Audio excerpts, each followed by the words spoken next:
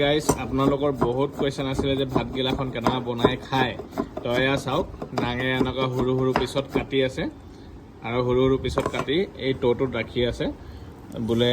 ইয়াক কি কৰিব বোলে কাটি কিনে কি কৰিব লাগিব ইয়াক 20 মিনিট মান এতিয়া নিমখ পানীত তিয়াই থৈ দিম 20 মিনিট মান নিমখ পানীত তিয়াই থৈ দিম আধা ঘণ্টা তিয়াই থৈ দিম তাৰপিছত ফ্ৰাই কৰি খাম সৰু আলু দৰে যেনেকৈ ফ্ৰাই কৰি খায় তাকে আপোনালোকে নিমখটো ছিটিয়াই দিব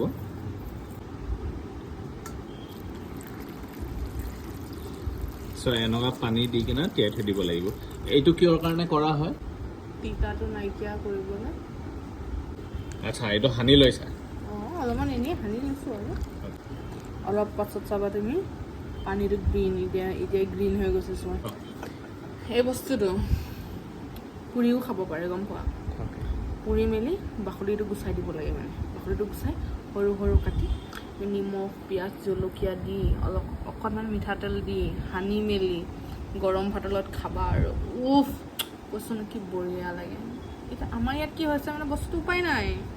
আমি খৰিত ভাত নবনাওঁ যে গেছ অভাৰ যাব কাঞ্জুচি মানে আৰু নহয় যিকোনো বস্তু এটা পুৰি আৰু গেছত পুৰা আৰু খৰিত পুৰাটো পাৰ্থক্যটো বেলেগ আৰু টেষ্টটো বেলেগ হয় তো গাইজ এনেকুৱাকৈ দুটা ৱে আছে পুৰি মেলিও খাব পাৰি আৰু এইটো এটা ৱে হৈ গ'ল যে নিমখ পানী দি তিয়াই থৈ দিয়ে পাছত আলু ভাজিৰ দৰে ফ্ৰাই কৰি খাব পাৰি টেষ্টি না আজি খাম